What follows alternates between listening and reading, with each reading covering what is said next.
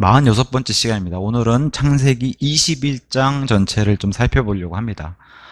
드디어 이제 이삭이 탄생을 했네요. 그래서 21장은 절도 많진 않지만 34구절로 되어 있는데 21장 안에 이삭을 포함한 7가지 일들이 벌어져요. 이 안에서. 그래서 오늘 창세기 21장에 7가지 일들, 이삭과 함께. 그래서 이 일들을 좀 살펴보려고 합니다. 자, 어떤 학자는 이렇게 썼어요. 아브라함 인생에서 가장 중요한 날. 이건 뭐 별표로 해놓고, 이렇게까지 표현했어요. 이 21장에 기록된 그의 경험, 체험은 영원히 믿음의 전당에 걸려야 한다. 너무 기쁜 날이니까.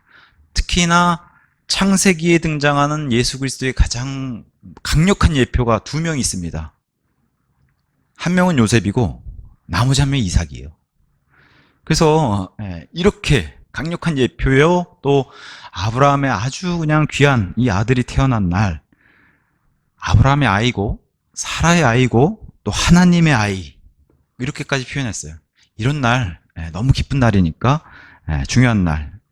그래서 이삭의 탄생은 매우 중요한 성경의 사건이기도 하고요. 그래서 만약에 저와 여러분이 이 아브라함의 장막에 있었다면은 그냥 아브라함이 그냥 하루 종일 이삭 태어난 날은 뭐 우리 옛날에 무슨 사극 이런 데 봐도 뭐 귀한 아들 태어나면 그죠, 고추로 오죽했으면 고추를 걸어놨겠어요, 새끼줄에다가. 그죠? 그러고 막 아브라함도 그랬을 거라는 거예요. 장막 들락날락 하면서 그냥 껄껄껄껄 웃으면서 하루 종일 그랬을 것 같다는 거예요. 안 봐도 그럴 것 같죠. 그래서 만나는 사람마다 얼싸안고, 종들도 얼싸안고 웃고. 왜 안 그러겠어요? 얼마나 기쁘겠어요. 100살에 나왔어요. 100살에.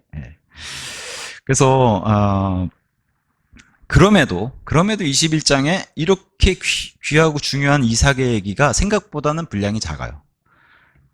그리고 나머지 이 일을 중심으로 해서 많은 또 나머지 일들이 또 많이 기록되어 있다는 거죠. 21장에. 다만 성경은 참 좋은 면만 있는 게 아니라 이삭의 탄생을 또 중심으로 해가지고 안 좋은 일도 생겼다는 거예요. 그게 바로 가정의 갈등. 왜 그래요? 아들이 둘이 생기니까 이 두 아들이 갈등이 생기고 그 갈등의 문제로 이 가정은 또 풍파가 일어나는 그 일도 이제 같이 보여주는 거예요. 그래서 이삭을 포함해서 21장에 7가지 일들이 기록되어 있는데 7명의 사람들 사건과 통해서 이제 7가지 사건을 보는 거예요. 이삭과 이스마엘, 그 다음에 사라와 아브라함, 하나님과 하갈, 그리고 마지막 7번째가 위선자 아비멜렉. 이렇게 7명의 사람을 통해서 7가지 일들을 살펴보도록 하겠습니다. 자, 먼저 이삭의 탄생이 1절부터 8절이 되어 있는데 이삭을 통해서 이제 사건을 먼저 볼게요. 중심이니까 이삭이. 엄청난 기적이죠. 아브라함도 그렇고 사라도 그렇고, 아브라함은 그래도 나이가 많아도, 그래도 남자는 나이가 많아도 정자가 활동을 어느 정도 하기 때문에 임신은 가능한 거예요. 여자만 젊다면. 그러니까 기적은 누가 바뀌어야 되는 거예요? 사라가 그 몸이 바뀌어야 되는 거예요. 근데 생리가 멈췄던 사라의 몸이 완전히 자연을 거슬러서, 이것은 초자연적이라고 얘기하죠. 초자연적인 기적이 일어난 엄청난 사건. 그래서 이 기적을 통해서 2가지 관점을 보여주는데, 하나는 예언, 그 다음에 성취, 이 2가지를 보여준다는 거예요. 얼마나 정확한가, 예언이 얼마나 정확하고 성취가 정확한가. 그래서 1절과 2절 제가 읽어볼게요. 이후에 주께서 말씀하셨던 대로 그분께서 사라를 찾아오셨으며 주께서 이르신 대로 그분께서 사라에게 행하셨더라. 이는 사라가 임신하여 아브라함의 노년에 그에게 한 아들을 낳아주었기 때문이니 하나님께서 그에게 말씀하셨던 그 정해진 시기에 그리 되었더라. 자, 여기서 보면은 하나님은 예언하시는 분이시다라는 것을 보세요. 1절 맨 위에 말씀하셨던 대로, 2번째 이르셨던 대로, 2절에 맨 끝에 보면 말씀하셨던 그 정해진 해서 하나님이 말씀하셨다. 미래의 일을, 예언을 3번이나 강조했어요. 이 정도면 많이 엄청나게 강조하신 겁니다. 그래서 예언에 관해서 이렇게 언급하고 있는데, 예언은 하나님만 하실 수 있는 거예요. 말기도 못해요. 하나님만 하실 수 있는 특수한 능력이 바로 예언이에요. 그것을 여기서 강조하면서 사라를 찾아오셨다. 영어로는 이제 visit 돼 있어요. 사라를 찾아오셨다. 그래서 이런 하나님이 늘 사람을 찾아오시고 죄인을 찾아오시고 이 땅을 찾아오시고 그래서 하나님이 먼저 찾아오시는데 긍정적으로 이 표현을 예수님께도 써서 예수님의 탄생을 갖다가 자기 백성에게 찾아오셨다. 또 이렇게 돼 있어요. 누가복음 1장 68절에서 자기 백성에게 찾아오셨다. 78절에서는 여명이 찾아오셨다. 어둠 가운데 있던 자기 백성과 이스라엘 백성에게 여명, 빛이 오셨다는 거예요. 그렇게 표현하기도 하고. 그리고 이방인들에게도, 이제는 이방인들에게도 사도행전 교회 시대가 열리면서 사도행전 15장 14절 이방인들을 방문하셨다. 다 비지테이션 이렇게 돼 있습니다. 심지어는 그 유명한 시편 말씀을 갖다가 히브리서 2장 6절에 갖다가 인용하면서 사람이 무엇이기에 당신께서 그를 유념하시나이까? 그리고 아니면 사람의 아들이 무엇이기에 당신께서 그를 찾아오시나이까? 여기도 비지스로 돼 있어요. 이렇게 찾아오시는 분이세요. 근데 누가복음 19장 44절 대환란의 요 단어를 쓰면 뭘로 바뀌냐? 감찰의 때로 바뀌면서 먼저 초림에 찾아오셨는데 감찰의 때를 몰랐다는 거예요. 그죠? 자신 백성이 예수님 방문하셨는데 그걸 몰랐다는 거예요. 메시아인 줄. 그러면서 대환란에도 동일하게 이 다시 방문하시기 전에는 엄청난 큰 사건, 그걸 얘기해 주는 게 누가복음 19장 44절. 요런 데는 부정적인 의미로 썼죠. 예수님의 방문 자체가. 그렇게 돼 있습니다. 그러면서 그 정해진 시기, 약 10개월에 임신 전에, 임신 기간이 9개월에서 10개월이잖아요. 약 10개월 전에 약속의 예언이 바로 18장 14절에 이렇게 돼 있어요. 18장 14절에 주께 너무 어려운 것이 조금이라도 있겠느냐. 장막에서 엿듣고 있었던 사라에게 얘기하시면서 생명의 때를 따라 지정된 시간에 내가 너에게 되돌아오겠노라. 예언을 하시죠. 지정된 시간에. 그리고 정확하게 만삭이 돼서 이삭이 태어난 요 10개월이 지난 뒤에 뭐라고 얘기하세요? 그 정해진 시기에 그리 되었더라라고 정확하게 예언이 성취되는 것을 강조하시는 거예요. 이게 바로 하나님의 파워라는 거예요. 하나님의 파워. 그래서 요 예언의 성취를 이렇게 강조를 했고요. 자, 이삭의 탄생은 그래서 사라나 아브라함이나 둘 다 노년, 죽은 태, 죽은 몸, 이게 다 죽은 것을 강조하는 거예요.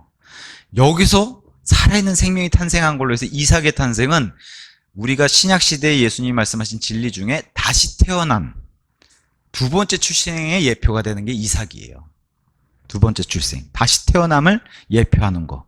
왜냐? 아브라함과 사라는 죽은 자와 다름없었거든요. 그리고 실제로 성경도 그렇게 얘기해요. 히브리서 11장 12절, 히브리서 11장 12절 이렇게 얘기합니다. 그러므로 심지어 마치 죽은 자와 다름없던 한 사람인 아브라함, 이렇게 얘기하죠. 그에게서 창공에 있는 허다한 수의 별들과 해안 기슭에 있는 무수한 모래같이 이처럼 많은 이들이 나왔느니라. 죽은 자와 다름없던 한 사람에게서 이렇게 표현하고, 또 로마서 4장 19절에서 로마서 4장 19절 이렇게 얘기합니다. 그리하여 그가 믿음 안에서 약해지지 않은 채 약 100세가 되었을 때도 그는 자기 자신의 몸을 이때 죽은 것으로 생각하지 아니하고, 이미 몸은 죽었는데, 기능을 못하는 죽었는데 죽은 것으로 생각하지 아니하고 사라의 태도, 아직 죽은 상태라고 생각하지 아니하였느니라. 이미 태는 죽었어요. 생리가 끝나고. 근데도 그렇게 생각하지 않고, 이건 뭐예요? 믿음으로 그렇게 생각하지 않았다는 거죠.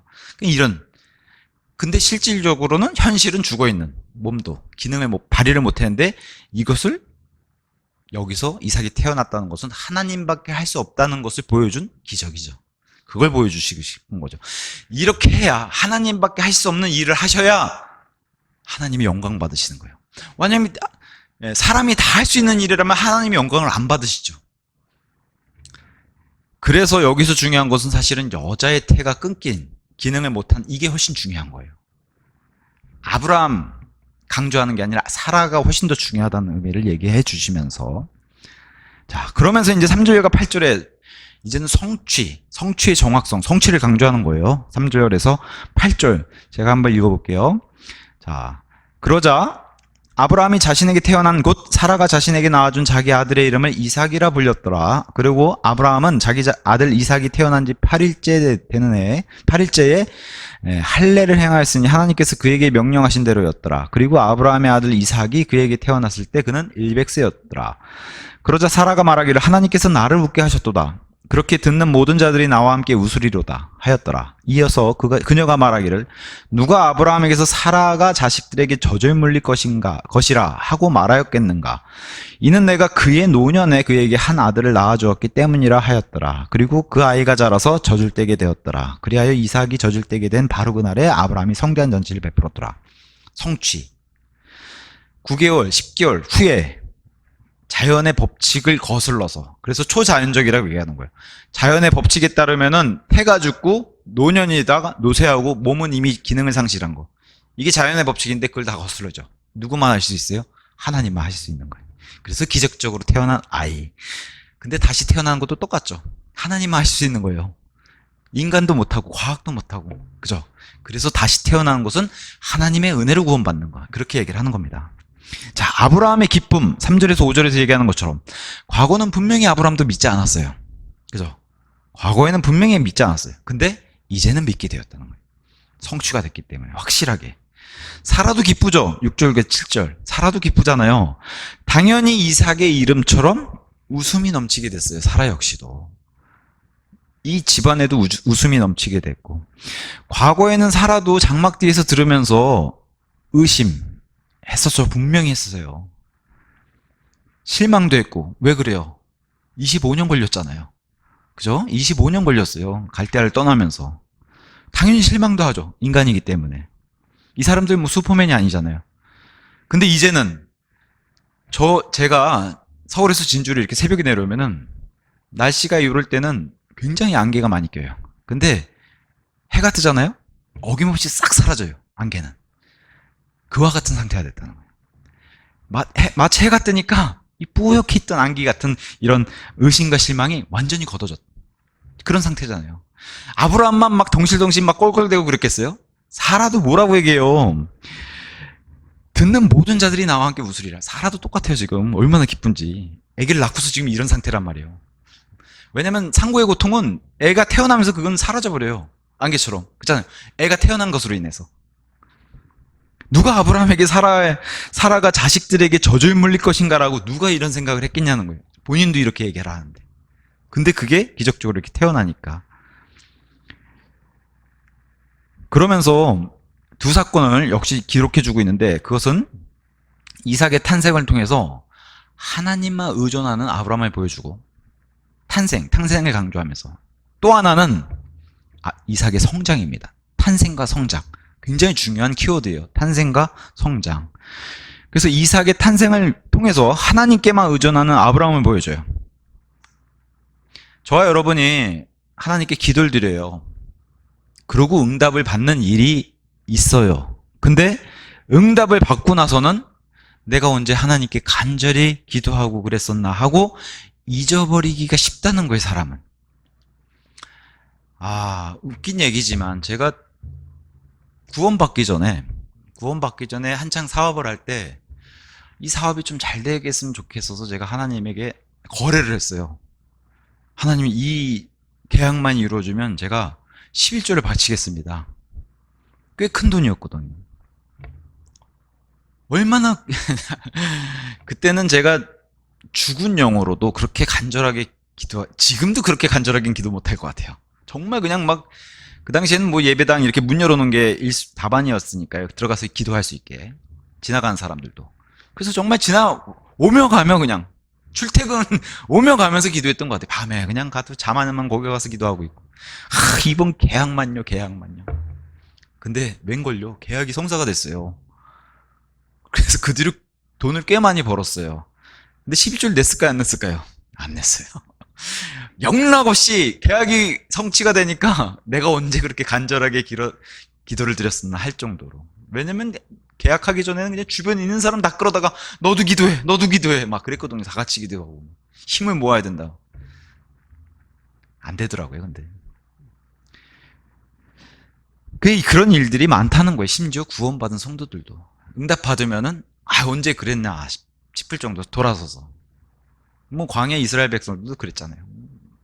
먹을 거 없을 땐 불평하다 먹을 거 내려주면 바로 잊어가지고. 그게 사람이라는 거예요. 근데 아브라함은 그렇지 않았다는 걸 여기서 보여줘요. 왜? 하나님의 명령을, 그 아이를 주신다고 하는 약속도 성취해 주신 걸 보고 정확하게 하나님의 명령대로 8일째 할례를 행해요. 돌아서서 잊지 않았다는 거예요. 왜? 할례는 기분 좋은 의식이 아니에요. 피를 봐야 되는 거고, 애기가 애도 뭣도 모르고 고통당해야 되고, 그 고통을 통해서 아버지도 고통당한, 마음이 아파요. 이게 좋은 일이 아니에요. 괴로운 일이에요. 그럼에도 불구하고 이거를 해요. 날카로운 칼로 하죠. 마치 우리나라 우리나라 일본 몇 개 나라, 지금 이것도 많이 없어진다고 하지만 마치 폭용수수처럼 그러한 의식이잖아요. 그래서 아이가 피를 흘리고, 아이도 아니죠. 아기가 흘리는 거예요. 8일만 8일 정도 되는 갓난아이면 안기도 조심스럽잖아요. 이거 떨어뜨리면 큰일 나. 제가 그랬거든요. 첫째 아이 나면. 대부분 부모들이 다 그런 경험 있잖아요. 얘 안다가 이게 떨어지면 어떡할까 막 그런 생각하면서 이렇게 조심히 안은 좀 있으면 이제 익숙해져가지고 막 등도 두들기고 하지만 처음에 안을 때는. 그럴 정도 8일 되면은 거의 진짜 갓난아기인데 이 아이를 표피를 베가지고 피를 낸다는 건 좋은 일이 아니죠. 근데 어쨌든 이 아이에는 이렇게 해야지만 이 아이의 영적인 번영, 심지어는 이 땅의 번영도 이렇게 하면 주시겠다는 그 약속을 믿고서 이건 믿음으로 하는 거죠. 그래서 하나님의 은혜에 아브라함 스스로 의지하고 있음을 고백하는 게 바로 할례를 통해서 나타나는 거예요. 그 약속을 이루어 주신 하나님께 반응하는 게 바로 이 할례죠. 잊지 않았다는 거죠. 기도의 응답에. 그러자 이삭이 젖도 잘 먹고 무럭무럭 컸어요. 그래서 젖을 떼게 됐어요. 뭘 보여줘요?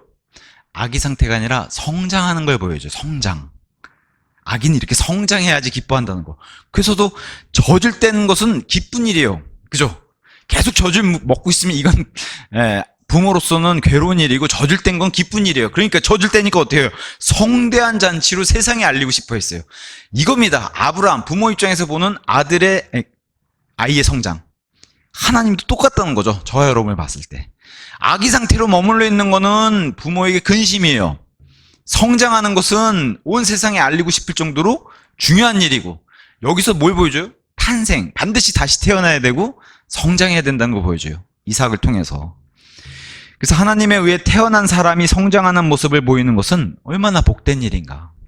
이것을 여기서 보여주면서 아이가 자라서, 그 아이가 자라서 8절에 젖을 떼게 되었더라. 그 아이가 자라서, 이 표현이 누구랑 똑같이 쓰여요? 예수님이 이 땅에 태어나시고 나서 그 아이가 자라서, 그죠? 예수님이 자라서 영 안에서 강건해지고 지혜가 충만해졌으며 하나님의 은혜가 그 위에 있더라. 요게 이제 이삭의, 예수님의 예표를 닮은 이삭과 실체가 오신 예수님을 동일하게 보여주면서 예수님도 잘하시잖아요. 그걸 보여주는 겁니다. 자, 여기까지 이삭의 사건을 첫 번째 봤어요. 자, 두 번째는 이스마엘. 이제 이스마엘의 무서운 조롱이 시작합니다. 9절에 그런데 이집트인 하갈이 아브라함에게 낳아준 그녀의 아들 이삭을 조롱하는 것을 사라가 보았더라. 무서운 진실이에요. 갈라디아서 4장 29절에 이렇게 얘기합니다. 이 사건에 대해서. 그때 육신을 따라 태어난 자가 성령을 따라 태어난 자를 박해했던 것 같이 지금 우리가 사는 시대도 그러하도다. 이렇게 돼 있어요. 우리가 참 영적인 것, 아니면 하나님의 이런 좋은 것들이 유전이 되고 상속이 되면 얼마나 좋겠어요. 근데 이건 유전이 안 된다는 거예요. 근데 기가 막히게 이렇게 육신적이고 세상적이고 마귀의 일은 유전이 된다는 거예요. 타락한 아담 이후의 자손은 타락한 인간의 본성, 죄성을 이어받아서 죄인으로 태어나는 열매를 이렇게 어김없이 보여줘요. 또한 이스마엘은 이삭이 태어나기 1년 전, 그죠? 이스마엘은, 그리고 여기 지금 아이가 자란 후라면은 거의 한 4년 전이에요. 젖을 떼고, 2-3살에 젖을 뗀다고 치면은 이스마엘은 지금 거의 4년 전에 할례를 받았는데 이 할례가 이스마엘을 변화시키지 못했어요. 이 조롱을 통해서 그걸 보여줘요. 이스마엘은 얼마나 좋은 것들을 많이 들었어요. 아버지 이삭이 태어나기 전까지는 외아들이에요. 이스마엘이. 그러니까 아브라함을 통해서 아브라함이 하나님께 나타난 이야기, 하나님을 만난 이야기, 아버지의 경건함도 많이 보아왔고, 하나님과 함께 천사 세 명이 방문했을 때도 그때도 이스마엘은 장막에 살고 있었고, 어머니 하갈도 경험이 많잖아요. 광야로 쫓겨나가 거기서 주의 천사를 만난 이야기, 그거 다 직접 들은 거예요. 이 간증들을. 이집트 가는 길에 만난 거, 어머니를 지켜주셨고 만나주었던 그런 주님의 이야기도 이스마엘은 들었을 거고, 이 이야기를 듣는 건 좋은 거예요. 다 좋은 간증들이었고. 근데 이스마엘에게는 아무런 유익이 없었다는 거죠. 아무런 소용이 없었고, 이런 간증들이. 이스마엘의 열매는 뭐예요? 이삭을 조롱했다는 거예요. 열매는. 그래서 할례나 침례나 오늘 주일 오전에 했던 주의 만찬이나 그 어떤 것들을 행했다 할지라도 이런 것들이 사람을 변화시키는 게 아니라는 거죠. 그래서 제가 주의 만찬 때 꼭 말씀드리잖아요. 구원받지 못한 분은, 특히나 아이들은 주의 만찬에 참여해도 아무런 유익이 없다고 말씀드린 이유가 여기 있는 거예요. 그저 그걸 지켰으면은 하나님의 명령을 하나 더 행했구나, 여기서 멈추는 거예요. 그거 가지고 우리가 어떤 능력이 되고 이단성 있는 그런 교회들이 주장한 것처럼 그걸로 인해서 크게 먹어서 무슨 거룩해지고 이런 게 아니라는 거죠. 자, 이스마엘이 이삭을 조롱한 것은 그의 내면의 혼의 상태를 보여줘요. 왜? 안에서 그런 것들 의도하고 그런 것들로 가득 차 있기 때문에 그게 몸 밖으로 나왔다는 거예요. 이삭을 조롱함으로써. 보통 이러한 나이 때, 지금 이스마엘의 나이는 16세, 17세 정도 된 나이란 말이에요. 이삭이 태어났을 때 이스마엘은 13살, 1년 뒤에 14살, 젖을 때 두세 살 뒤에는 16, 17살 이렇게 되는 거죠. 요 나이가 쉽게 말해 사춘기란 말이에요. 그죠? 세상에서도 요 나이가 가장 민감한 시기인 사춘기에 동생, 나이 차이도 어마어마하게 나잖아요, 동생하고. 더군다나 배다른 동생이죠. 그러면서 이삭을 조롱하는데 단순히 이삭만 조롱하는 게 아니라 그의 내면에서는 이삭뿐만 아니라 그리스도를 조롱하는 예표가 되어버렸어요. 이삭을 조롱하면서 그리스도를 조롱하는, 하나님의 아들을 조롱하는 예표가 되었어요.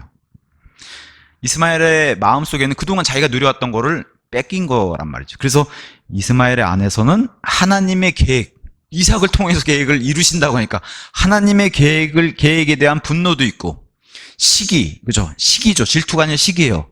이삭이 죽었으면 좋겠다고 하는 시기, 적대감, 이게 이스마엘의 혼 속에서 다 끌어올라서 밖으로 표출됐다는 거예요. 그게 한 문장으로 이삭을 조롱하였더라, 이렇게 표현한 겁니다. 요게 이제 이스마엘을 통한 사건을 또 하나 봤습니다. 그 다음에 이제 세 번째가 사라를 통해서 보는 거예요. 사라의 메시지. 10절. 이 반응을 사라는 이렇게 했어요. 이러한 이유로 그녀가 아브라함에게 말하기를 이 여자 노예와 그녀의 아들을 쫓아내소서. 이는 이 여자 노예의 아들이 내 아들 곧 이삭과 함께 상속자가 되지 못할 것이기 때문이니이다 하였더라. 오랫동안 골마왔던, 어쩌면 그동안 사라가 많은 인내와 함께 그럼에도 많은 세월을 참아왔던 그 갈등이 폭발해버렸죠. 근데 누구 탓을 할 수도 없어요. 왜? 이것의 시작이, 원인이 사라부터 시작했기 때문에. 하갈을 준 게 사라였잖아요. 그럼에도 자기의 이 기쁜 웃음이라고 하는 이삭이 태어났는데 조금 시간이 지나니까 이 이삭을 비웃고 조롱하는 것을 사라가 봤어요. 그렇기 때문에 이게 갈등이 폭발해버린 거예요. 그래서 아브라함에게 하갈과 이스마엘을 쫓아낼 걸 요구했어요. 근데 이 아브라함 입장에서는 굉장히 마음 아픈 일이에요. 왜? 하갈은 둘째치고 이스마엘도 자기 아들이란 말이에요. 하갈은 둘째치고 이스마엘을 보면 자기의 모습이 있잖아요. 이스마엘에도 자기 형상이 찍혀서 나왔잖아요. 그러니까 이 아브라함 입장에서는 마음 아픈 일이에요. 이삭이 태어나기 전까지는요, 거의 16년, 이삭이 태어나기 전까지 13년 이스마엘이 귀한 아들이었단 말이에요. 아브라함에게도. 그리고 아브라함에게도 사랑하는 아들이었단 말이에요. 근데 그 아들을 내쫓으라니. 여기서 내쫓으면 명절 때마다 방문하고 이런 관계가 아니, 내쫓으면 끝이에요. 이제 다시는 못 본단 말이에요. 근데 어쨌든 사라의 이 얘기, 어쨌든 하갈은 육신적인 관계였어요. 이미 명백해요. 그리고 사라의 말이 옳아요. 그쵸? 사라의 말이 옳아요. 그래서 참 성경 말씀에 이런 해석을 주석을 갈라디아서에서 다 해주는 거예요. 40장 갈라디아서 40장 4장 30절에 이렇게 얘기합니다. 그럼에도 불구하고 성경 기록이 무엇라고 말씀하시느냐? 그 여자 노예와 그녀의 아들을 쫓아내라. 이는 그 여자 노예의 아들은 그 자유로운 여인의 아들과 함께 상속자가 되지 못할 것이기 때문이라. 아니, 사라가 얘기한 거를 그대로 얘기하는데 여기는 하나님이 말씀하신 것처럼 기록해 놨어요. 사라의 손을 들어주시면서 사라의 말이 단순히 사라의 의견이 아니라 하나님의 의견을 마치 사라가 받아서 아브라함에게 전달한 것처럼 사라의 의견을 정확하게 성경 말씀이 이렇게 먼저 명령하신 것처럼 이렇게 기록해 놨어요. 그래서 여기서 쫓아내는 것은 단순히 말 그대로 쫓아내는 게 아니라 이혼의 의미가 가득하단 말이에요. 레위기 21장 7절 14절처럼 이혼의 의미, 다시 못 만나요. 그래서 요즘 미국에는 이미 이런 문제가 많이 불거졌죠. 이혼 현대의 가장 큰 문제이기도 하고 가정의 이 무너지는 현상들은. 그래서 현대에서도 많이 나타난 이혼 가정들의 문제가 바로 이런 거라고 얘기를 해요. 이렇게 하갈과 사라 사이에서 아이들이 태어나면은 이런 문제가 터진다는 거예요. 내 아이가 당신 아이와 싸우고 있어요. 이런 문제가 터진다는 거예요. 내 아이와 당신의 아이. 아니면 반대로 아버지가 둘이라면 아이들이 이렇게 싸운다는 거예요. 우리 아빠가 니네 아빠 때려줄 거야. 실제로 있죠, 이런 일들이. 이런 일들이 벌어진다는 거예요. 사라는 단호했어요. 여기 보면은 사라는 아예 이름도 거론 안 했어요. 이스마엘이나 하갈 이런 얘기도 안 했어요. 뭐라고 얘기해요? 노예와 그녀의 아들. 이름 거론 안 하고 노예와 그녀의 아들이라 표현하죠. 근데 이것에 대해서 성경은 명확해요. 뭐라고 얘기하냐? 우리도 육신에 대해서는 이렇게 단호한 태도를 취해야 한다는 거예요. 육신에 대해서는. 왜냐? 너무 가혹할이 많지 이렇게 냉정하잖아요. 근데 이것을 갈라디아서 설명해 주는 게 육신에 대해서 이렇게 단호하지 않으면은 이 옛 성품이 새 성품을 조롱하고 박해한다는 거예요. 그것을 지금 하갈과 사라를 통해서 보여주고 이스마엘과 이삭을 통해서 얘기를 한다는 거예요. 이것을 마음 약해져가지고 아유 그래도 잘해줘야지 하는데 우리가 육신에 잘해줘봐야 안 좋은 열매만 얻는다는 거죠. 그걸 지금 여기서 얘기해 주는 거예요. 여기서 사라에겐 뭐예요? 육신의 것은 영의 것을 상속받을 수 없다. 명백하게 얘기하는 거예요. 매우 가혹하죠, 사람 눈에는. 근데 아까 갈라디아서 4장 30절에 얘기해 놓은 것처럼 하나님이 사라의 손을 들어줬어요. 사라가 옳다는 것을 선언해 주셨어요. 그래서 이스마엘과 하갈, 이삭과 사라, 이 관계로 이삭과 이스마엘은 믿는 자들의 두 본성을 얘기해요. 육신과 영. 그래서 이스마엘은 옛 성품, 이삭은 새 성품. 이스마엘은 믿음 없는 육신의 열매, 이삭은 믿음의 열매. 요 대비로 계속 얘기하고 있고, 사라와 하갈은 또 뭘 얘기해요? 율법과 은혜. 이걸 얘기해요. 그래서 새로운 것의 탄생은, 새로운 게 왔다면은 자연스럽게 그 전의 것은 올드가 붙어요. 우리도 구약, 신약, 올드가 붙잖아요. 신약이 오니까 올드가 돼버렸잖아요, 구약이. 그런 것처럼 새로운 것이 오면 오래된 것의 퇴출을 요구한다는 거예요. 그래서 여자 노예와 그녀의 아들을 쫓아내소서. 너무 적나라하게 표현했지만 이것은 행위나 율법이 아니라 믿음을 요구하는 그 예표가 돼버렸고, 육신에서 난 것은 버려야 된다는 것을 가혹하지만, 인간의 관계로는 가혹하지만 그걸 예표하고 있어요. 신약 성경에 설명해 주는 게. 새로운 본성이 또 하나, 이삭이 자리 잡는 것처럼 새로운 본성이 자리를 잡으려면 옛 본성과는 완전히 관계가 끊어져야 된다는 것을 여기서 보여줘요. 죄가 갈보리 십자가에서 완전히 처리가 됐어요. 그것과 마찬가지로 우리 자아도 이렇게 죄가 갈보리 십자가에서 처리된 것처럼 동일한 조건으로 처리되어야 한다는 것을 잊으면 안 된다라고 여기서 보여주는 겁니다. 이 육신에 대한 답이 너무 가혹한데도 하나님은 답을 뭐로 주세요? 답은 갈보리 십자가다. 그거예요, 갈보리 십자가. 그래서 그 유명한 책이 우리도 있나 모르겠네. 우리는 십자가에 못 박힌 채 태어났다. 그죠? 십자가에 못 박힌 채 태어났고 지금도 못 박혀 있다는 거예요. 매일 죽노라. 매일 십자가에 못을 박으라는 거예요. 왜냐? 몸은 박멸되는 게 아니라 죽여야 된다는 거예요, 매일. 그렇지 않으면, 이렇게 빌미를 주고 하면은 늘 살아나가지고 이삭을 괴롭힌다는 거예요. 영을 괴롭히고. 하나님께서는 우리가 성결하게 구별하기를 원하세요. 그리고 실제적으로 이렇게 이삭의 성장처럼 실제적으로 성장하고 성화되는 것을 원하세요. 사도 바울도 고백했습니다. 로마서 7장 18절. 내 육신 안에 선한 것이 전혀 거하고 있지 않음을 내가 알기 때문이라. 이스마엘, 육신적인 것, 옛 성품, 이것은 선한 것이 없음을 본인도 알고 저와 여러분도 다 알고 있어요. 그래서 이와 같은 사라의 요청으로 인해서 아브라함은 즉각 결단을 내리고서 실행을 옮겨요. 그래서 육신적인 일들, 이 모든 것들을 처리하게 됩니다.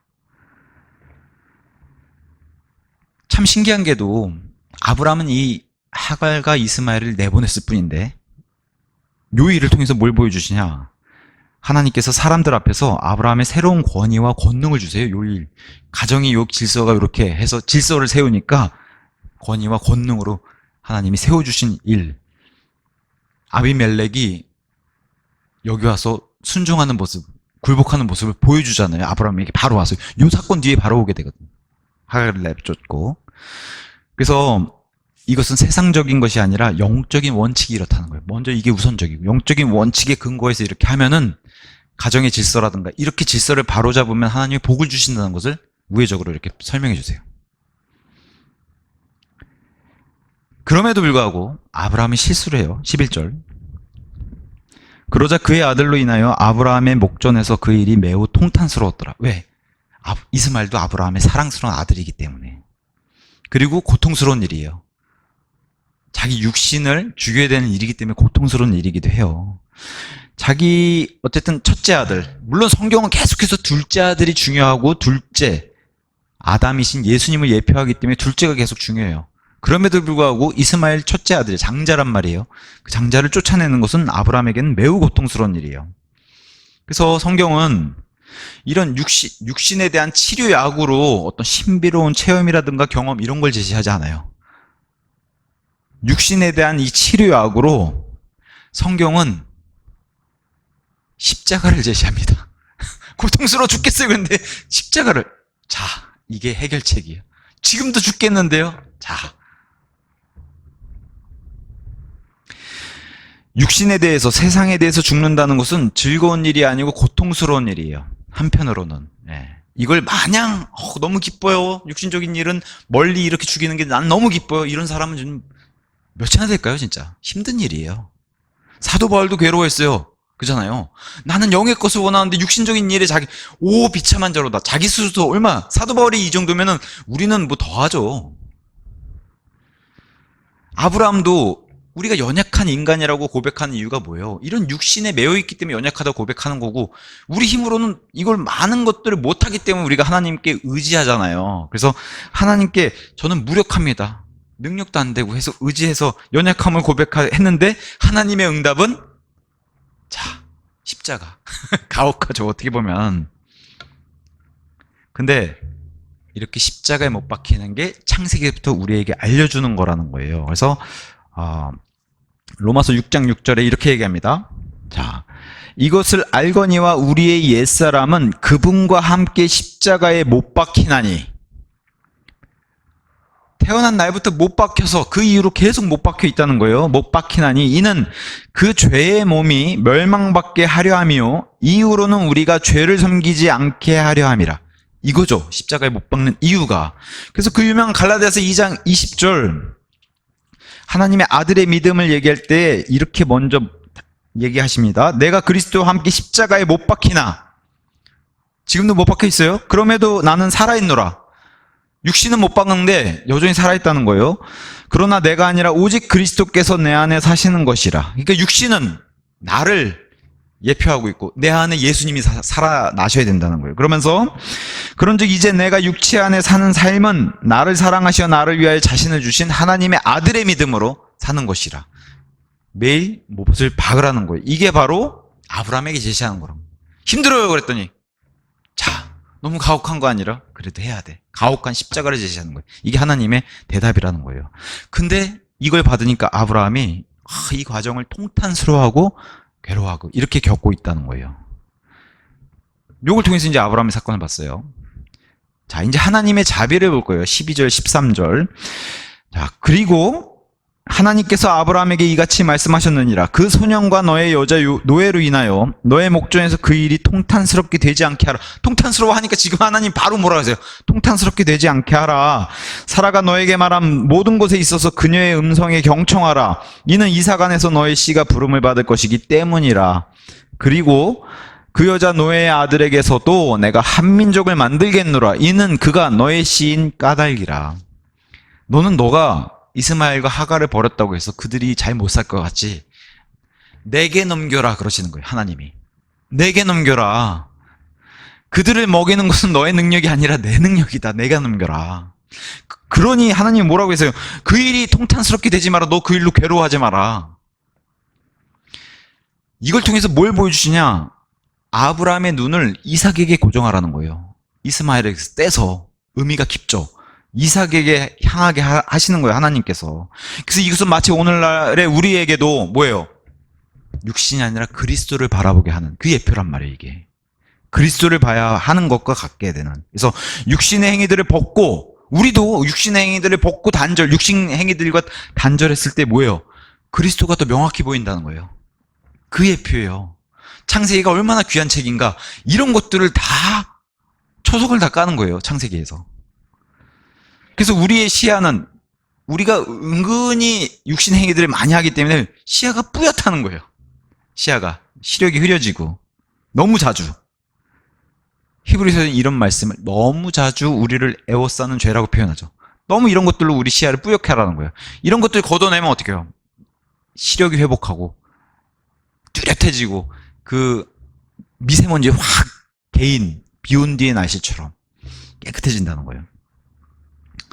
이게 바로 하나님의 자비라는 거예요. 내게 맡겨라. 너가 하려고 하지 말고. 우리 그런 사람들 교회에서도 나 아니면 이 교회 망할 것 같아. 이런 사람들 은근히 많아요. 나 아니면 이 교회 망할 것 같은. 아니에요. 교회는 주님이 이끌어 가시는 거예요. 내 힘으로 하는 게 아니고 사람의 힘으로 하는 게 아니에요. 우리 힘으로 하는 것처럼 보이는데 아니라는 거예요.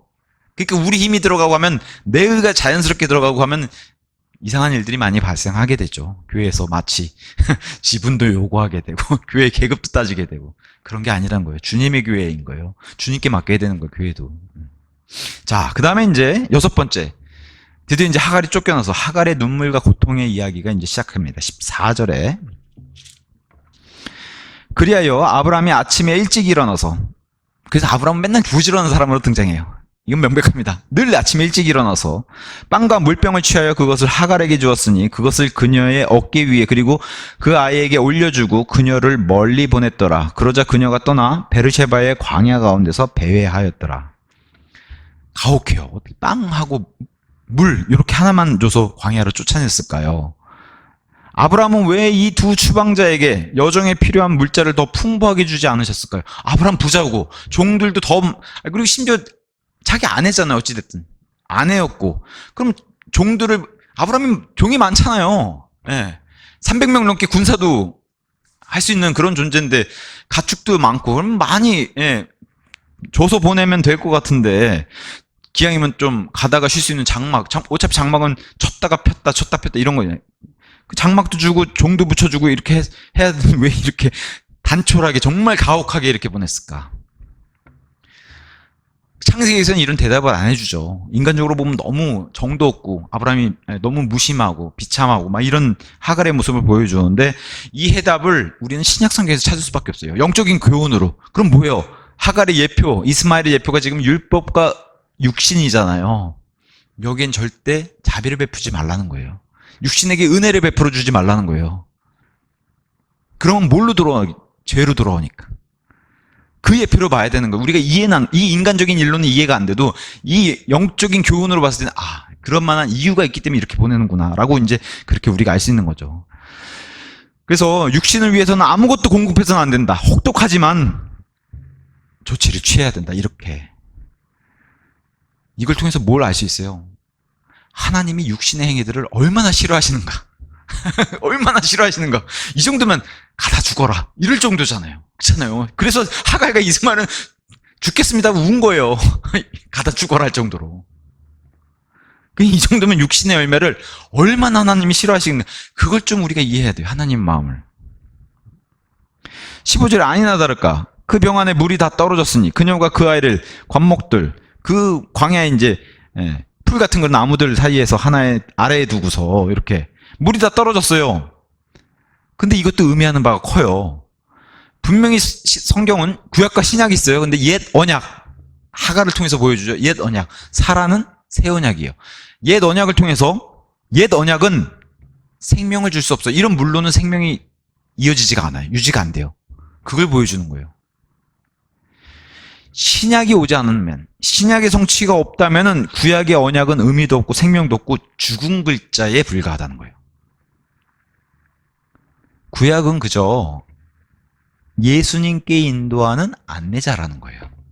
그래서 많은 구약 성도들이 왜 영문도 모른 채, 물론 알았겠지만 우리가 봤을 땐 영문도 모른 채 왜 땅속 낙원에 갇혀 있었는지. 왜 그래요? 신약의 성취가 없었기 때문에. 그게 완벽하게 이루어져서 성취가 이루어져야만 올라간 거예요. 그래서 구약은 예수님께 인도하는 안내자. 예수님이 이 땅에 오셔가지고 그 일을 다 해결하셨죠.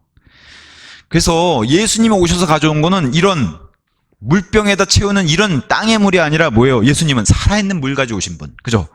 살아있는, 그죠? 예수님 배에서는 살아있는 강들의, 물의 강들이 배에서 넘친다고 얘기하셨어요. 누구든지 원하면 와서 마시라 그랬는데, 안타깝게도 너희는 너희의 생명을 얻고자 나에게 오려고 하지 않는도다. 목마르지 않다는 거예요, 와서.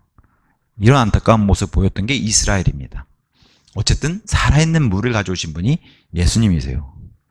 절망에 빠진 이 하갈이 엄청나게 막 울어요. 16절. 그리고 그녀가 가서 화살 사정거리만큼, 화살 쏘면 이렇게 뚝 도달하는 그 거리만큼 충분히 멀리 떨어진 곳에서 그의 맞은편에 앉았더라. 이렇게 죽으면 가다 죽으라는 거죠. 딱 빵과 물이. 그래서 거기에 딱 떨어지니까 딱 이런 일이 터지는 거예요. 이는 그녀가 말하기를 나로 하여금 그 아이의 죽음을 보지 않게 하소서 하였기 때문이라. 그런즉 그녀가 그의 맞은편에 앉아서 그녀의 목소리를 높여 울었더라. 그래서 17절 19절 하나님께 부르짖는. 그러자 하나님께서 그 소년의 음성을 들으셨더라. 그러고 하나님의 천사가 하늘로부터 하갈을 불러 그녀에게 이같이 말하였더라. 하갈아, 무엇이 너를 고통스럽게 하느냐? 두려워하지 말라. 이는 하나님께서 그 소년이 있는 곳에서 그의 음성에 경청하셨기 때문이라. 일어나서 그 소년을 일으켜 세우고 너의 손으로 그를 붙들라. 이는 내가 그를 크나큰 민족으로 만들 것이기 때문이라. 엄청나게 절망. 근데 어디선가 이미 체험했던 그런 일이 다시 벌어졌어요. 하갈에게 처음 나타나셨던 그 하나님 나타나셨던 것과 마찬가지로 놀라운 은혜 가운데로 인도해 주세요. 그래서 우리는 하나님은 사랑이시라. 사랑이 충만하신 하나님께서 하갈과 이스마엘을 구해 주셨어요. 우리 하나님은 이런 분이세요. 구약의 하나님은 마치 너무 무서운 분으로 자꾸 묘사하는데 우리 하나님은 이런 분이세요. 왜 이런 것들은 다 피해가나 모르겠어요. 그리고 그들의 길로 보내서 이 세상에서 그들에게 주어진 일을 성취하도록 하세요. 다만 그 결과물이 안 좋을 뿐이지. 하나님은 이런 일들을 이렇게 친절을 베풀어 주셨어요. 더군다나 참 희한하게도 지금 자신의 육신의 행위들, 죄성 이런 것 때문에 하갈과 이스마엘도 지금 눈을 떴는데도 보지 못한 게 하나 있었어요. 그게 뭐예요? 목말라 죽게 생겼다는데 옆에 우물 두고 우물을 못 봤단 말이에요. 마치 눈먼 사람처럼. 그죠? 우물을 옆에 두고서 보지 못한 이런 사람들을 보여주면서 이게 마치 누구와 같냐? 이스라엘과 같다는 거예요. 보세요. 로마서 11장 25절에서 27절 이렇게 얘기합니다. 형제들아, 이는 너희가 이 신비에 대해 무지하게 되기를 내가 바라지 아니하기 때문이니 너희가 너희 자신의 망상 가운데서 지혜롭게 되지 않게 하려 함이라. 부분적으로 눈멀게 됨이 이스라엘에게 발생했다. 메시아, 복음, 구원 옆에 두고서도 발견을 못하는 눈먼 일이 이스라엘에게 발견한 것처럼 옆에 우물 두고 목말라 죽게 생겼습니다 하고 펑펑 운 하갈의 모습과 교차가 되죠. 근데 이 눈멀게 되는 게 벗겨지면 이스라엘이 구원받는 거예요. 하갈에게서 보세요. 19절에 그러고선 하나님께서 그녀의 두 눈을 여셨으니 이런 뭐예요? 눈물이 보이잖아요. 똑같은 얘기 하는 거예요.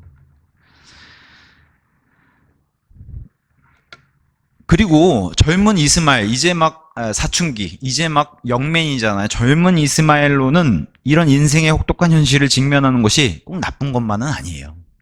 이런 고생을 모르면은 우리가 소위 말해 온실 속의 화초처럼 크면은 아무런 역할을 못해. 사회 나가서도 바보가 되잖아요. 제가 그래서 대안학교 출신들, 특히나 기독교로 아이들 키운다고 해서 대안학교, 기독교 안에서만 아이들 교육했다가 세상에 내보내니까 아이들이 적응을 못해요. 이러는 안타까운 일들이 발생을 하게 돼요. 아니면은 세상에 내놨더니 신세계가 열려가지고 마치 그 선악과 따먹은 것처럼 완전히 타락한 애들도 봤고. 면역력이 없어서 그래요. 면역력이 없어서. 다니엘은 하나님의 좋은 교육을 받고 어린 나이에 바빌론으로 끌려가서 거기서도 세상 교육을 다 받고 그럼에도 그걸 뚫고서 하나님의 일을 했던 사람이에요. 우리가 키워야 되는 아이들은 그런. 물론 뭐 대안학교나 이런 것들이 뭐 장단점이 다 있죠. 좋은 점도 있고, 예, 나쁜 점도 있고. 어쨌든 잘 가르쳐야 된다는 거죠. 교육을 잘해야 된다는 거예요. 균형을 가지고 세상과. 왜냐하면 아이들이 진화론 공격받았을 때 이런 것들이 하나님의 말씀과 어떤 게 다르고 어떤 게 틀린 건가 이런 것들을 아이들이 배워야 되는데 하나님의 말씀은 쭉 배우다 창조론만 배우다 진화론 배우면 이야 이게 정말 내가 속은 것 같고 막 이렇게 타락한 애들도 있잖아요. 그래서 조심해야 된다는 거죠. 어쨌든 이렇게 인생의 혹독한 현실을 직면하는 게 나쁜 것만 아니에요. 왜? 고난이 이스마엘을 성장시켰어요. 엄청나게 강한 사나이로 사냥꾼으로 만들어졌어요. 그래서 이것은 우리 생활에서도, 우리 신앙생활에서도 배워야 될 점이에요. 이런 고난과 역경을 이겨내고서 강인해지는 거. 이스마엘은 사냥꾼이 되었죠. 그래서 광야에 거주하면서 더군다나 어머니가 데려와준 이집트 여인, 사실 이게 좋지 않아요. 이집트 여인과 결혼함으로써. 근데 뭐 하갈이 거기가 조상들이 있고 자기 친족들이 있으니까 너무 당연한 건데 어쨌든 이집트 여인과 결혼함으로써 모든 영적인 가능성을 스스로 단절하는 마지막 수순이 여기서 끝나버리고 이제는 어떻게 해요? 이삭을 조롱했던 이스마엘이 이제는 광야를 집으로 삼고 세상을 마음에 품어 남아있는 것은 오직 이삭과 그의 이삭의 자손들을 향한 적개심과 증오만 이제 남아서 이제 지금까지도 이스라엘을 괴롭히는 그 아랍 국가들이 돼버린 거죠. 물론 이런 관계로 발전할 줄 알았으면 아브라함이 시작도 안 했겠죠. 내다볼 수 있었다면. 이건 하나님만 아실 일이기 때문에. 어쨌든 하나님은 약속을 지키셨어요. 이스마엘을 통해서도 크나큰 민족을 만드시긴 하셨어요. 명백하게 지금 이스마엘이 보여주는, 하갈이 보여주는 행위는 육신의 행위들의 예표가 됐어요. 그래서 갈라디아서 5장에 등장합니다. 이것도 육신의 행위들은 명백하다. 그래서 이 육신의 행위들이 나온 것은 사라의 열매도 있고 하갈의 열매도 있고 이스마엘의 열매도 있어요. 그럼 뭐예요? 사라와 하갈의 관계. 하갈만 잘못한 것도 아니에요. 사라도 잘못했어요. 뭘? 자기가 임신 못했을 때 하갈을 학대하고 거기서 뭐가 등장해요? 이 육신의 열매 가운데 증오, 불화, 진노. 누구에게요? 하갈에게 보였잖아요. 사라가 보여준 거. 그 다음에 이스마엘도 이삭이 태어나자 뭘 보여줬어요? 경쟁. 그죠? 아들로서의 경쟁. 시기. 그리고 지금 자기 아들 이삭을 조롱한 것으로 인해서 이스마엘과 하갈을 내쫓으면서 시기로 인해서 하갈을 죽일 뻔했죠. 이게 다 갈라디아서 5장에 등장하는 육신의 명백한 행위들이에요. 그래서 성경은 명백하게 진리를 이렇게 얘기하죠. 자신의 육신에 뿌리는 자는 육신으로부터 썩는 것을 거두고, 그죠? 육신에 뿌리면 썩는 것을 거두고 성령께 뿌리는 자는 성령께로부터 영원한 생명을 거두리라. 이렇게 되는 거예요. 갈라디아서 6장 8절. 요게 이제 하갈에 통한 사건을 받고 마지막으로 이제 위선자 아비멜렉을 보겠어요. 22절에서 34절 끝까지 나오는 거예요. 자, 22절 가서 보니까 그러고 나서 그때에 이러한 일이 있었으니 아비멜렉과 그의 군대의 총대장 피콜이 아브라함에게 이같이 일러 말하였더라. 하나님께서 너가 행하는 모든 것에 있어서 너와 함께 하시는도다. 23절. 그러므로 이제 너는 나에게나 내 아들에게나 내 아들의 아들에게 거짓되이 대하지 않겠다고 여기서 하나님을 두고 나에게 맹세하라. 오직 내가 너에게 베푼 친절에 따라 너도 나와 너가 체류한 그 지역에 그렇게 행할지니라. 자, 아브라함에게 아비멜렉이 그 이전에 모질게 또는 오만하게 대했던 것을 자꾸 생각했던 것 같아요. 아비멜렉은. 왜냐? 특히나 하나님이 아비멜렉 꿈속에서 뭐라고 얘기했어요? 아브라함은 예언자라. 이게 계속 찌르는 거예요. 자기가 봤을 때는 예언자라고 비웃고 조롱하고 그랬는데 하나님의 명백하게 예언자라고 하셨기 때문에 그게 자꾸 나에게 저주로 다가올까봐. 그죠? 그리고 아브라함이 자기 땅에서 살고 있거든요. 가나안 땅으로 안 가고 자꾸 이 필리스티안 땅에 거주하고 있단 말이에요, 아브라함. 그러니까 얼마나 신경 쓰이겠어요. 이게 아비멜렉을 괴롭힌 겁니다. 더군다나 물론 하루아침에 태들이 그 아비멜렉 그랄 땅에 여자의 태들이 다 열렸는데 아브라함이 떠나고 나서 그걸 하나님이 다 풀어주셨잖아요. 사라를 풀어주고 나서. 근데 이게 하루아침에 풀렸다는 걸 어떻게 알아요? 시간이 지나면서 임신하고 아이들이 태어나니까 알게 되잖아요. 그러니까 시간이 지나면서 아비멜렉이 아브라함이 정말 예언자고 하나님 말씀이 맞구나라는 걸 자꾸 알게 되니까 찝찝하잖아요. 내 땅에 살고 있고 왕으로서. 아비멜렉은 하나님의 말씀 신뢰했어요. 그러니까 하나님이 사라 풀어줘라. 너 그 다른 사람의 아내다 했더니 바로 풀어줬잖아요. 하나님은 신뢰하는데 아비멜렉은 아브라함은 신뢰하지 않아요. 그러니까 여기 와서 뭐라 그래요? 하나님께 맹세하라. 그죠? 너가 나랑 언약을 맺자가 아니라 하나님께 맹세하라. 그게 아브라함을 신뢰하지 못한 이런 모습을 아비멜렉이 보여줘요. 그래서 이걸 통해서 우리 그리스도인들도 이런 세상 사람들 앞에서 간증을 이루면은 이런 당혹스러운 취급을 당한다는 거예요. 비참하죠. 아비멜렉은 이런 생각을 했어요. 자기 땅에 거하고 있는 이 눈에 가시 같은 존재인 아브라함이 적으로 돌리면 큰일 나잖아요. 그러니까 어떻게 해요? 동맹이라도 맺는 게 낫다고 생각한 거예요. 그렇게 접근한 거예요. 그러면서 아브라함은 그래도 24절에 내가 맹세하겠노라.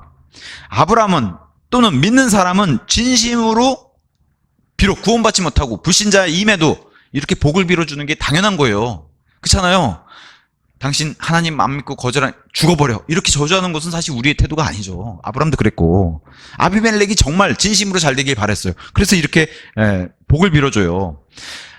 그럼에도 아브라함이 유일하게 후회되는 건 뭐예요?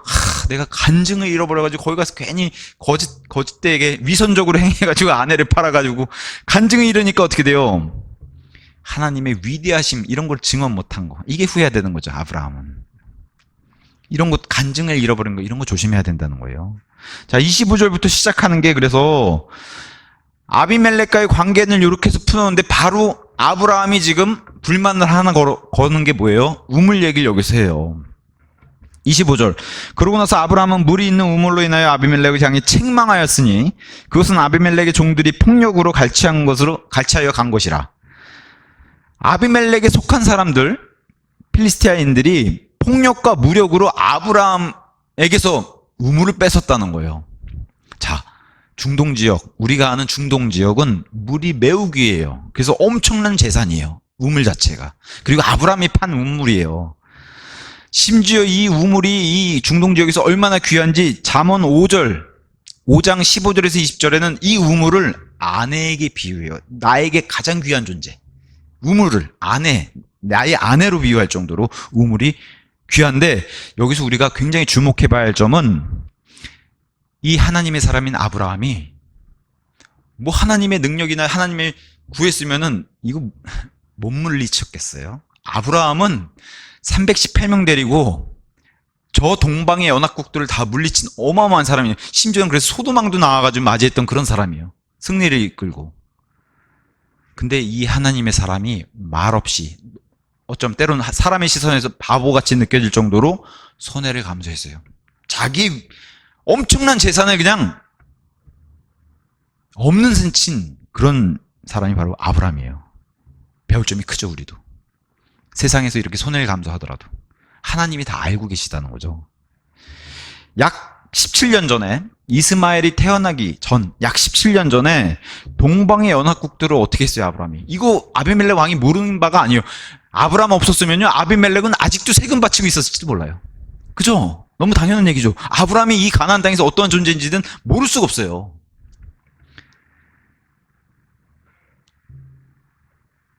근데 이 아비멜렉이 이 우물 얘기를 딱 하니까, 책망하니까 26절에 이 아비멜렉이 말하기를 누가 이 일을 난 몰랐는데, 이런 미선, 정말 몰랐을까요? 이런 미선 뭐예요? 난 몰랐는데 너도 나에게 그것을 알려주지. 그럼 얘기를 하지. 뭐 이런 식이에요. 나오니까 왕이, 내가 그것을 듣지 못하다가 오늘에서야 들었도다. 그래서 이렇게 몰랐다고 하니까 아브라함이 뭘로 나타내요?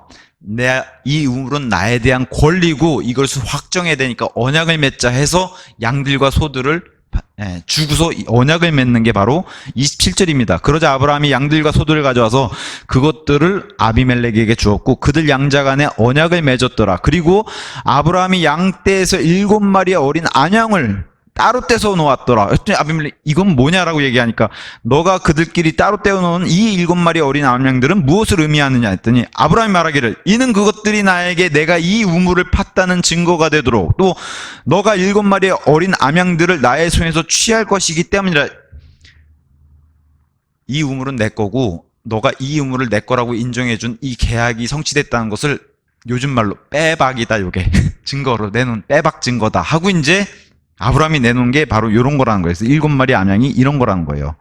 그래서 여기서 보세요. 아비멜렉이 이 우물을 뺀쓴 사건 일을 알았는지 몰랐는지에 대한 정확한 답은 창세기 안 나와요. 근데 결과적으로 아비멜렉은 뒷일들을 보면은 얼마나 위선적인가를 알 수 있다는 거예요. 그게 뭐냐? 아비멜렉과 여기 대장 피콜은 아브라함으로부터 최선의 것을 얻었어요. 이렇게 계약하고 우물도 원래는 자기네 것도 아니고 아브라함이 판 건데 그것을 마치 되돌려 준 것처럼 짐승도 취해가지고 계약 끝내고 가져가고 하면서 이 두 사람은 오늘 계약이 아주 성공적이었습니다. 가면서 축하했을 거라는 거예요. 근데 이들이 원했던 건 뭐예요? 아브라함과의 친분이었고 이 친분을 통해서 자신들을 공격하지 못하게 요거를 지금 확인하고 확정하고 온 거예요. 그리고 자신들의 소유도 아닌 요 우물을 포기하는 셈 치고 어차피 내 것도 아니었는데 훌륭한 흥정을 한 셈이죠. 이 둘에게는. 근데 이들은 이후에 아브라함과의 교제가 없었어요. 요걸 통해서 이제 위선적인 걸 알고 있죠. 그리고 그 교제를 원하지도 않았어요. 역시나 아비멜렉은 아브라함이 자기 땅에서 살고 있는 게 편하지 않아요. 마음이. 아브라함도 마찬가지겠지만 그 점 때문에 지금 와서 이 언약을 했던 거고 이 둘의 세계는 서로 교제와 친교할 수 없는 영원히 분리된 그 관계를 보여줘요. 안 와요. 아비멜렉이. 근데 심지어는 이 관계가 얼마나 된지 아세요? 4,000년 됐어요. 여기 필리스티아인들과 아브라함의 관계가 지금 저 팔레스타인과 이스라엘의 관계까지도 온 거예요. 섞일 수가 없어요. 친교가 안 돼요. 여전히 진행형이에요. 여전히 진행형이에요. 이거 예수님이 와서 해결하지 않으면 여전히 진행형으로 해결이 안 돼요. 여전히 불편하죠. 팔레스타인은 저 땅, 팔레스타인 땅에 이스라엘 들어서 사는 게 불편하죠. 여기 아비멜렉 왕은 자기 땅에 아브라함이 들어서 사는 게 불편하죠. 지금도 똑같이 일어나고 있고.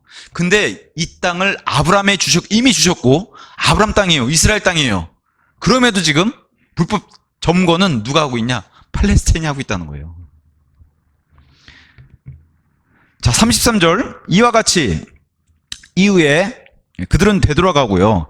이 우물의 이름을 베르셰바라고 했는데 베르셰바는 맹세의 셈이란 뜻이에요. 우물, 맹세를 하죠. 언약을 맺은 거. 자, 그 다음에 33절에 이후에 아브라함이 베르셰바의 작은 숲을 심었고 영원하신 하나님 곧 주의 이름을 거기서 불렀더라. 영원하신 주의 이름을 불렀더라. 아비멜렉은 이런 곳에 관심이 없어요. 그래서 위선자라는 거예요. 그죠? 그 다음에 34절에 그러고 나서 아브라함이 필리스티아인들의 지역 가운데서 많은 날들을 여전히 체류하고 있는데 아비멜렉은 얼굴 하나 내비치지 않았어요. 그래서 위선자라는 거예요. 그죠? 네. 왜 위선자라고 했는지 아시겠죠? 네. 그래서 심지어는 34절에 아브라함에게 이미 이 땅을 하나님이 주셨음에도 성경이 뭐라고 얘기해요? 필리스티아인들의 지역. 지금 뭐라고 얘기해요? 팔레스타인 땅. 그죠? 근데 성경 말씀대로 아브라함의 땅이 될 거고 이스라엘 땅이 될 거예요. 영원토록. 예수님이 오시면은 때가 되면은 그 정해진 시기에 따라 사라에게 오신 것처럼. 하나님께서는 이미 아브라함에게 이 땅을 주셨지만 여전히 필리스티아인들의 지역이라고 불리고 성경도 그렇게 기록했고 그러나 아브라함은 이삭의 탄생이 기적적으로 일어난 것처럼 그리고 주시겠다는 약속이 이렇게 반드시 성취된 것처럼 하나님의 때와 방식으로 자신에게 이 가나안 땅을 주실 때까지 인내심을 가지고 기다리는 것으로 아브라함은 그렇게 만족했어요. 언젠가는 이 땅 모든 것이 그의 것이 될 것이라는 하나님께서 약속하셨기 때문에 이젠 철저하게 하나님을 신뢰하죠. 끝까지 아비멜렉은 이런 데 관심이 없어요. 이 땅을 하나님이 너에게 주셨어? 그럼 내가 어떤 태도를 취해야 되지? 내가 너를 섬겨야 되겠네. 이런 데는 전혀 관심이 없었다는 거야, 아비멜렉은. 그리고 이 관심 없는 게 지금도 저 팔레스타인 땅은 어떻게든 이스라엘을 몰아내고 말살시키려고 하는 그 생각만 가지고 있지, 하나님께 순종하거나 말씀 믿거나 이런 자세는 없죠. 똑같아요, 아비멜렉. 그래서 위선자라는 거예요. 이 필리스타인은 철전지 원수가 돼버려요, 이 이후로는. 근데 이게 4,000년 됐어요. 대단하죠. 그래서 오늘 7가지 사건, 21장 별거 아닌 것 같아도 이 안에 많은 일들이, 이삭이 탄생하면서 많은 일들이 벌어졌어요. 그래서 7가지 사건을 오늘 21장을 통해서 살펴봤습니다. 여기까지 하고 마치도록 하겠습니다.